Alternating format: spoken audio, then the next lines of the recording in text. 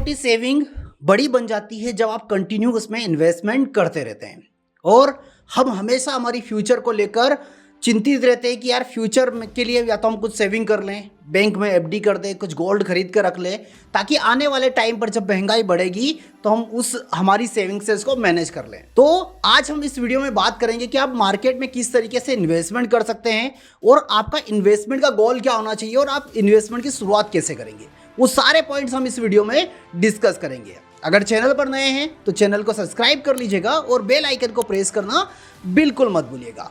हम बात करेंगे साथ ही साथ 1 नवंबर दिवाली है, मुहूर्त ट्रेडिंग भी है, एक अच्छा समय है जहां पर हम ट्रेडिंग इन्वेस्टमेंट हम हमारा स्टार्ट कर सकते हैं। क्योंकि कहीं टाइम पर हम इंतजार करते हैं कि इस मुहूर्त के साथ हमको इन्वेस्टमेंट करना, तो वो टाइम भी अब आ चुका है। मतलब अब हमारे पास एक्सक्यूज का कोई टाइम नहीं बचा। आफ्टर दिवाली जब भी कभी इस वीडियो को भी आप देखेंगे तो आपको पता होना चाहिए कि इन्वेस्टमेंट की शुरुआत करने के लिए कोई समय नहीं होता है। तो हमको पहले चीज हमको ये होना चाहिए कि हमको इन्वेस्टमेंट करना क्यों होता है। तो हम हमेशा क्या सोचते हैं कि अगर हम बैंक में कोई एफडी करें तो हम हमारी फ्यूचर की प्लानिंग को देखते हैं कि आने वाले टाइम पर मुझे घर बनाना है, एक लग्जरी कार खरीदना है, बंगलो बनाना है, या एक लग्जरी लाइफ जीना है, गोल्ड खरीदना है। बहुत सारे मोटिव हो सकते हैं जिसके लिए हम हमेशा इन्वेस्टमेंट करने के बारे में सोचते हैं, छोटी छोटी सेविंग करने के बारे में सोचते हैं। बट वो सेविंग तो हमारी कंप्लीट हो नहीं पाती है। और अगर सेविंग कंप्लीट कर भी लिया, आज से मान के चलिए हम 10,000 रुपये महीना इकट्ठा करने भी लगे और 1 साल तक इकट्ठा करेंगे, 2 साल तक इकट्ठा करेंगे तो कितना कर पाएंगे? 2,40,000 रुपये। तो क्या 2 लाख 2 साल के बाद उसकी वैल्यू उतनी होगी? सपोज अगर आपको कोई कार खरीदना है तो क्या 2 साल के बाद कार की वैल्यू नहीं बढ़ेगी? ऑब्वियसली बढ़ेगी। तो आपको क्या करना पड़ेगा? इस महंगाई से बचने के लिए हमको आज से इन्वेस्टमेंट स्टार्ट करना पड़ेगा। और ये इन्वेस्टमेंट आपकी लाइफ में जरूरी है। इन्वेस्टमेंट किस तरीके से किया जा सकता है, इसके लिए आपके पास एक डीमेट अकाउंट होना चाहिए। और अगर अभी तक आपने अपना डीमेट अकाउंट ओपन नहीं किया है तो डिस्क्रिप्शन बॉक्स में लिंक दी है, इस लिंक पर क्लिक करके फ्री में आप अपना डीमेट अकाउंट भी ओपन करवा सकते हैं। पॉइंट नंबर 1 कि इन्वेस्टमेंट की शुरुआत कब करनी चाहिए। तो एक कहावत है, पेड़ लगाने का सही समय था आज से 20 साल पहले, और दूसरा है अब। मतलब अगर इसको मैं इन्वेस्टमेंट से अगर कोरिलेट करूं तो ये बोलना चाहूंगा कि मुझे इन्वेस्टमेंट कब से शुरुआत करनी थी? आज से 20 साल पहले, मेरे लिए, मेरी एज ग्रुप के लिए। बट अगर दूसरा वो समय तो निकल चुका है, बट अब दूसरा समय क्या है? तो दूसरा समय ये है कि आज और अभी से मुझे इन्वेस्टमेंट करने के बारे में सोचना चाहिए। मैं अगर ये सोचूं कि आने वाले टाइम पर मैं बाइक खरीदूं, कार खरीदूं, ठीक है, बट उससे भी पहले मुझे ये सोचना चाहिए कि मुझे इन्वेस्टमेंट करना है। और इन्वेस्टमेंट किसी और के लिए नहीं, खुद की फ्यूचर प्लानिंग के लिए करना है। और हमेशा ध्यान दीजिएगा कि जब भी आप इन्वेस्टमेंट करेंगे तो वो आपको बड़ी तकलीफ देगा। अगर आपने 2,000 रुपये महीना भी इन्वेस्टमेंट करने के बारे में सोचा, और ये इन्वेस्टमेंट कब तक के लिए होगा? 5 या 10 साल, 20 साल के लिए इन्वेस्टमेंट होगा। तो आज हम उस 2,000 में कितना कुछ ना कर सकते हैं। हम 2,000 में शॉपिंग कर सकते हैं, 2,000 में कुछ खरीदारी कर सकते हैं, वॉच खरीद सकते हैं, मतलब XYZ बहुत सारी चीज़ें हैं जो इस 2,000 में हम कंप्लीट कर सकते हैं और हम हमारे आज के सपने पूरे कर सकते हैं। बट अगर हम आज के बारे में ना सोचें और यहीं पर कॉम्प्रोमाइज़ करके अगर 1,000 रुपये हम हमारी लाइफ पे यूज़ कर लें, लग्जरी लाइफ हम जी लेते हैं, और 1,000 रुपये हम इन्वेस्टमेंट भी कर लेंगे, तो हम हमारी फ्यूचर के बारे में भी सोचकर चल रहे हैं। तो शुरुआत कब से करनी? आज से करना है और अभी से करना है। ये वीडियो को अगर आप देख रहे हैं तो 1 नवंबर को मुहूर्त ट्रेडिंग है।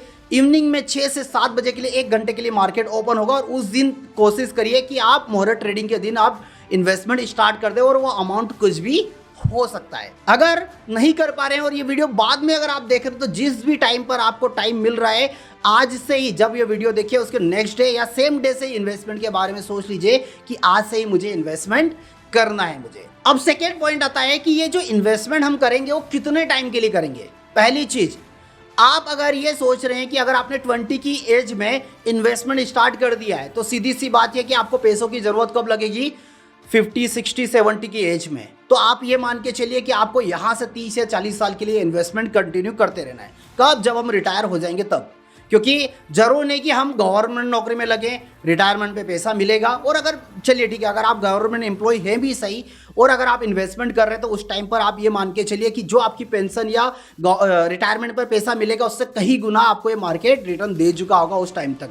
क्योंकि कंपाउंडिंग की पावर अगर आपको नहीं पता है तो लास्ट वीडियो में मैंने बताया हुआ है कि कंपाउंडिंग की पावर होती क्या है। वो वीडियो को भी जाकर जरूर देखिएगा।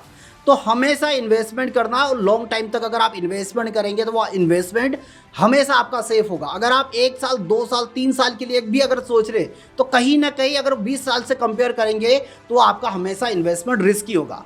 इस बीच में मार्केट में कहीं उतार चढ़ाव आएंगे, कोई भी चीज़ें परमानेंट नहीं होती है। अभी अगर मैं बात करूं, जब ये वीडियो मैं शूट कर रहा हूं तो ईरान इजराइल का युद्ध चल रहा है। ये क्या परमानेंट है? नहीं है, कुछ टाइम का है, एक टाइम के बाद खत्म हो जाएगा। वहीं पर अगर मैं बात करूं, रूस और यूक्रेन का युद्ध चल रहा था, वो खत्म हो गया। तो ये कोई चीज़ें परमानेंट नहीं है कि ये चीज़ें परमानेंट चली जाएगी। इंडिया पाकिस्तान का कब युद्ध हो जाए, ये कोई भी चीज़ें हम नहीं बोल सकते। जब भी ऐसी कुछ चीज़ें होती है, ऐसे कंडीशन में मार्केट में एक बड़ा उतार और चढ़ाव हमको देखने को मिलता है।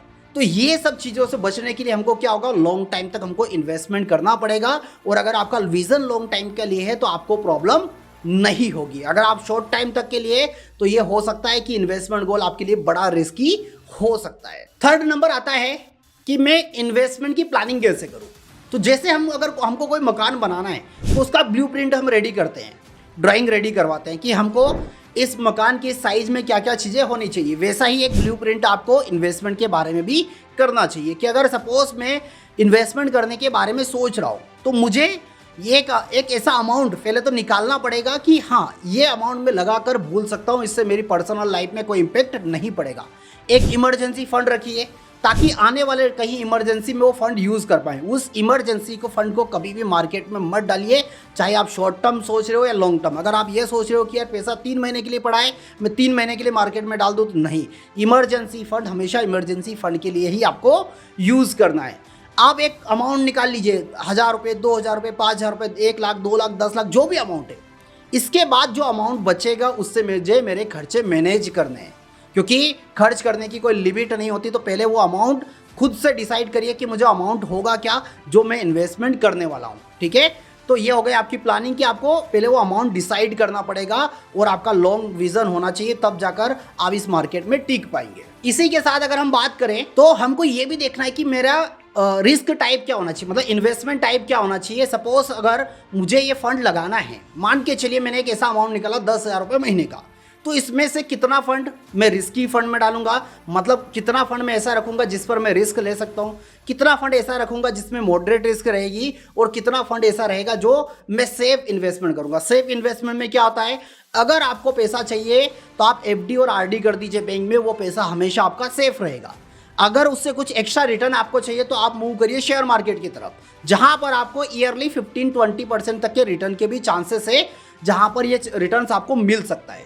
साथ ही साथ ऐसा सेक्टर ढूंढिए जो आने वाले टाइम पर ग्रो करने वाला है, मतलब कि आप बिना कोई सोचे समझे किसी और के भरोसे मार्केट में इन्वेस्टमेंट नहीं करना है। अगर आप पैसा लगाने वाले हैं तो पहले पता करिए कि हाँ, ये इन्वेस्टमेंट मैं करने वाला हूँ तो इस सेक्टर की ग्रोथ क्या है। एक न्यूज़ चैनल देखना स्टार्ट कर दीजिए, CNBC, जी बिजनेस देखिए, तो आपको समझ में आएगा कि अभी किस सेक्टर में ग्रोथ बढ़ने वाली है। जैसे अभी इलेक्ट्रिक अच्छा चलने वाला है, तो ऐसे आपको थोड़ा थोड़ा आइडिया आना चाहिए कि हाँ, इस सेक्टर में भी ग्रोथ आनी है तो मैं इस सेक्टर में पैसा लगाने वाला हूँ। तो आपका मोटिव क्या हो गया कि मुझे एक ग्रोइंग सेक्टर में पैसा लगाना है। अगर किसी कंडीशन में बाजार में अगर मेरी पोजीशन में लॉस हुआ तो मैं कितना लॉस सहन कर सकता हूं, क्योंकि बाजार में एक बात का ध्यान रखिएगा कि बाजार में अगर आप इन्वेस्टमेंट करते हैं तो कभी भी 100% सेफ नहीं होता है, ठीक है। तो अगर मुझे लॉस हुआ तो मुझे उस कंडीशन पर क्या करना चाहिए, क्या मैं और भी पैसा लगा लेकर आऊँगा या वो लॉस बुक करके इस बाजार से बाहर हो जाऊँगा। ये सारी प्लानिंग आपको पहले से करके रखना है। अगर मैं पिछले 5 साल की बात करूँ, इंडेक्स की बात करूं या गोल्ड की बात करूं, तो मैं अगर इंडेक्स की बात करूं लास्ट 5 ईयर से, तो 100% से ऊपर का रिटर्न इंडेक्स अभी तक दे चुका। और अगर मैं वहीं गोल्ड की बात करूं तो गोल्ड भी लास्ट 5 ईयर में 105% तक का रिटर्न हमको दे चुका है। वहीं पर कुछ ऐसे स्टॉक्स भी हैं जो पिछले 5 सालों में, जैसे अगर मैं बात करूं, जो कि 0 से लेकर कहीं तक का रिटर्न दे चुके हैं। अब मुद्दा ये आता है कि इन्वेस्टमेंट की शुरुआत कितने अमाउंट से अगर की जाए। चलिए बात कर लेते हैं। एक अमाउंट तो आप अपने अकॉर्डिंग निकालिएगा, एक मैं मेरा व्यू आप लोगों के साथ शेयर करता हूँ। अगर आपको म्यूचुअल फंड में इन्वेस्टमेंट करना है, म्यूचुअल फंड में क्या होगा, हम म्यूचुअल फंड मतलब म्यूचुअल फंड की यूनिट्स खरीदते हैं, तो वहाँ पर आपको मिनिमम 500 रुपये से आप स्टार्टिंग कर सकते हैं। अगर आप किसी भी कंपनी के शेयर्स खरीदना है तो शेयर्स की वैल्यू है 5 पैसा 10 पैसा से लेकर 1,26,000 रुपीज़ तक के शेयर्स के प्राइस है। मतलब 10 पैसा 20 पैसे रुपए का भी शेयर्स खरीद सकते हैं। और जो भी 1 रुपये से नीचे के शेयर्स होते हैं उनको हम पेनी शेयर्स बोलते हैं, मतलब कि वो हाईली रिस्की होते हैं।